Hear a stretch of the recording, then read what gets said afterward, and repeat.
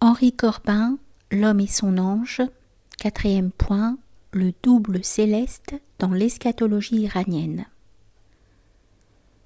L'idée d'une hiérogamie s'accomplissant in novissimo die, le mystère de la nouvelle naissance où un être s'engendre à l'image du double céleste que celui-ci présente et agit en lui, conformation et co-responsabilité mystique qui font se lever l'aube de la résurrection.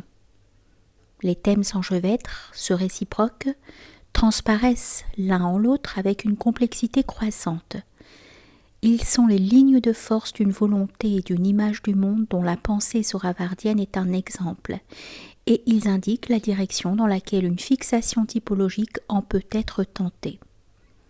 Par excellence, la même où la scission d'un couple primordial céleste-terrestre énonce le mystère de l'origine et où la restauration de sa bi-unité se propose comme norme d'une éthique intérieure dont le fruit doit être précisément la rencontre et la reconnaissance eschatologique de l'homme et de son ange. Or cette rencontre est l'événement type qui se dessine à l'horizon eschatologique iranien, celui du masdéisme comme celui du manichéisme. Dans le masdéisme, le schéma le plus simple auquel nous nous étions limités nous montrait la Fravarti descendue sur terre, devenue ainsi une âme terrestre dont le double céleste est alors la Daena. On se prend à regretter que quelques zoroastriens n'aient pu être l'élève de Schelling ou de Bader. Ce que les difficultés des temps ont empêché est pourtant la tâche qui continuera de se proposer aux philosophes-chercheurs devant le corpus mutilé de la théologie masdéenne. On avait considéré tout d'abord que le concept de Daena se scindait en deux significations, celle du moi transcendant ou céleste de l'homme et d'autre part celle de religion. Il est cependant aisé de voir comment les deux significations culminent en une seule. On a discuté aussi pour en définir l'aspect collectif ou l'aspect individuel. J'ai l'impression que le schéma du problème est celui-là même devant lequel nous mettait la relation de l'ange archétype et de la nature parfaite. Bref, retenons essentiellement ici l'idée de la personnalité préexistentielle, céleste ou transcendante, de l'âme devenue terrestre, et qui est aussi bien sa religion, puisqu'elle est celle que l'âme a élue dès avant son cycle terrestre, dans sa foi préexistentiellement donnée au Seigneur Sagesse, Ahura Mazda. Si dans son acte même une pensée voit éclore une hypostase, est-ce indigence philosophique, comme un idéalisme abstrait a cru pouvoir le reprocher aux néoplatoniciens tardifs, aussi bien qu'au masdéisme? N'est-ce pas plutôt générosité et surabondance ontologique, de penser être et d'être pensé?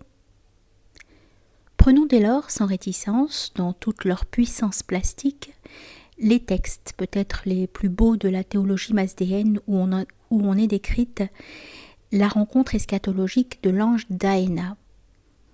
Au 3e jour qui suit l'exitus, l'élu voit venir vers lui une forme éblouissante dans laquelle il reconnaît une jeune fille plus belle que toute beauté jamais vue dans le monde terrestre.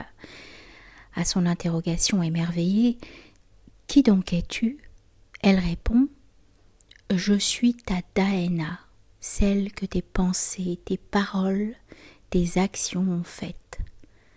J'étais aimée, tu m'as faite plus aimée. J'étais belle, tu m'as faite plus belle encore. » La vision manichéenne accentue encore les traits. On connaissait déjà par le Fiirst arabe d'El Nadim la scène de l'ascension de l'âme post-mortem, alors que vient à sa rencontre, envoyée par l'anthropos primordial, une divinité de lumière sous la forme du sage guide. 3 autres divinités l'accompagnent ainsi que la jeune fille qui est à la ressemblance de l'âme. Toutes viennent pour aider l'âme contre les démons qui voudraient l'assaillir. Les commentateurs s'étaient surtout intéressés à la question de savoir qui fallait-il comprendre dans la personne du sage guide. Or, un texte sogdien récemment publié par Hennig oriente vers une réponse décisive.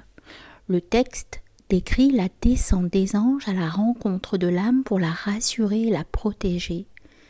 Ne crains pas, ô âme juste, avance, monte vers le paradis de lumière, reçois la joie.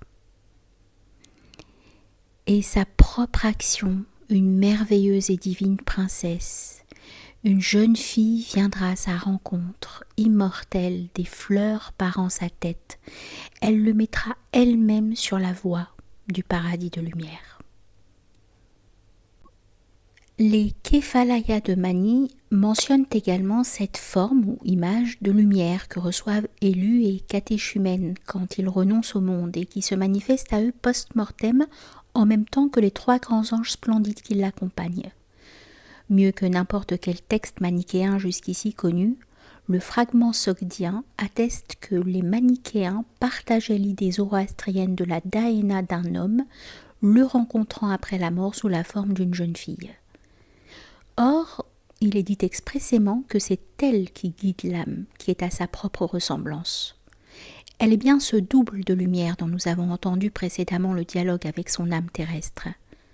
La descente des divinités de lumière décrite dans le First arabe reçoit donc le sens qui nous importe ici. Ce sens précise que la conformation de l'homme à son ange détermine leur responsabilité réciproque. C'est dans la mesure où l'homme aura répondu sur terre pour sa dahéna que celle-ci répondra de lui post-mortem. Je ne crois pas que l'on puisse dégrader la vision en métaphore ou allégorie sans détruire du même coup toute possibilité de comprendre le mode d'être, la relation syzygique que postule aussi bien la vision masdéenne que la vision manichéenne. La dahéna est l'action de l'âme terrestre, et ce n'est pas là une de ces métaphores dont abuse notre langage moderne abstrait. Si elle est cette action, c'est que l'âme terrestre aura précisément existé à sa ressemblance. Ne séparons pas l'un de l'autre le mystère de la hiérogamie eschatologique, dont la préparation ou anticipation est nouvelle naissance, et le mystère de l'enfantant enfanté, où action et passion se réciproquent. L'enfantement de la dahéna par et dans l'âme humaine est précisément à la fois l'enfantement de cette âme dans et par l'ange dahéna. L'enseignement le plus précieux, même s'il fut le plus contesté, du livre de Neiberg, dont le propos concorderait assez bien avec celui d'un Ishraqi, est d'avoir montré l'expérience extatique dans la religion zoroastrienne, d'avoir montré la signification eschatologique de cette expérience, la mort étant alors pour l'élu la définitive extase, et d'en avoir recherché l'organe dans une analyse des représentations de la dahéna. En le méditant, nous commenterons ainsi « Telle est l'image enfantée ou l'extase vécue ici-bas par chacun, telle pour chacun sera sa mort. Ce que dans cette vie il aura voulu et anticipé, c'est de cela même qu'il aura la vision et la révélation suprême lors de sa mort. Nul ne peut espérer avoir dans l'autre monde la vision qu'il aura refusée ou profanée, livrée aux ténèbres en cette vie. Le monde de l'ange ne pourra répondre de l'homme qui aura refusé de répondre pour lui. La dahéna ne sera plus que le passé céleste aboli de celui qui l'aura renié.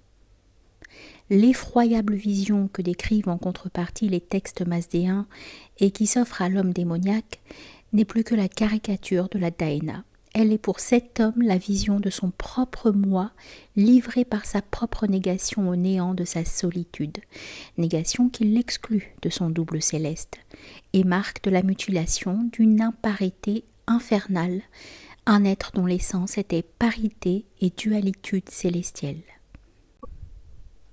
Nous l'avons trouvé figuré en termes alchimiques comme le meurtre d'Hermès et la disparition de la nature parfaite. De part et d'autre, nous retrouvons la norme d'une même tension éthique ayant semblable résolution et semblable sanction. Maintenant, fixons-nous sur ceci. C'est vers une sophiologie que nous orienteraient les recherches instituées ici autour du motif du double céleste. Déjà, on le sait, Plutarque traduisait par Sophia le nom de Lama Raspande ou archange féminin de l'Avesta, spenta armeti. Cela peut en être un aspect. Notre recherche inclinerait plus précisément à identifier Daena et Sophia, et les termes de la vision manichéenne tendraient expressément à nous le confirmer. Quant à la répétition de cet archétype dans la mystique d'amour du soufisme iranien, elle a déjà été mentionnée. À son tour, la vision de la nature parfaite donnée à Hermès peut être dite une vision de la Sophia en personne. Hermès déclare que c'est elle qui fait descendre la sagesse sur la terre, qu'elle est l'ange du philosophe, qui le gouverne et l'inspire. Telle est enfin, rappelons-le-nous, la prérogative que Sohravardi saluait lui aussi en sa nature parfaite, en l'implorant de se manifester un jour en la plus belle des épiphanies. C'est cet attribut de sage guide, el-Hakim el-Hadi, mentionné dans le Fihrist arabe, que le fragment sogdien nous permet de fixer sur la jeune fille qui est le double céleste de l'âme. Or, ce nom de guide el-Hadi est précisément le nom que le récitant de l'exil occidental donne à l'ange qui l'a engendré, celui qui réside au premier des Sinaï et dont les fluctuations des commentateurs nous ont amenés à nous demander s'il était Gabriel l'ange archétype de la nature humaine ou bien la nature parfaite, ange tutélaire individuel, ou plutôt s'il s'agissait là d'un dilemme. La figure de la Daena que nous voyons transparaître dans El-Hakim el-Hadi se projette sur un horizon vers lequel le silence peut seul acheminer. Le cycle de notre quête se referme de lui-même, clôturant sinon notre propre exil occidental à chacun de nous, du moins les recherches auxquelles nous aurons été entraînés ici par le récit sohravardien.